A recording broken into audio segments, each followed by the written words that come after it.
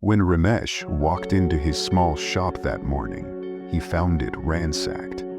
The shelves were empty, the cash drawer pried open, and his hard work scattered on the floor like broken dreams. He sank to his knees, his heart heavy with despair. "Why does this always happen to me?"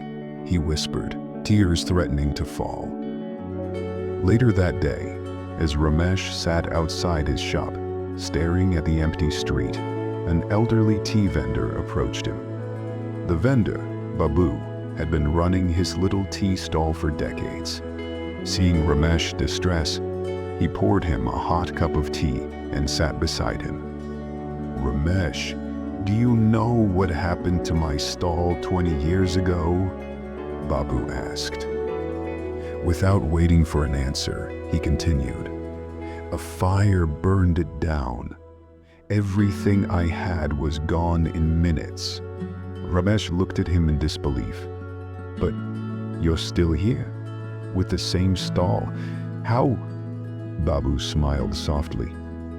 "I cried like you are crying now. But then I asked myself, will crying bring my stall back? Life had taken my shop, but it couldn't take my will to rebuild it. So I borrowed money, started small, and worked even harder. That's when I realized that life is 10% what happens to you, and 90% how you react to it." That night, Ramesh couldn't sleep. He kept replaying Babu's words in his mind. By morning, his despair had transformed into determination. He decided to clean up his shop, repaint the walls, and start fresh. With borrowed stock from a friend, he reopened his shop within a week. At first, customers trickled in slowly, but Ramesh's warm smile and renewed energy began to draw them back. Over time, his business grew stronger than ever.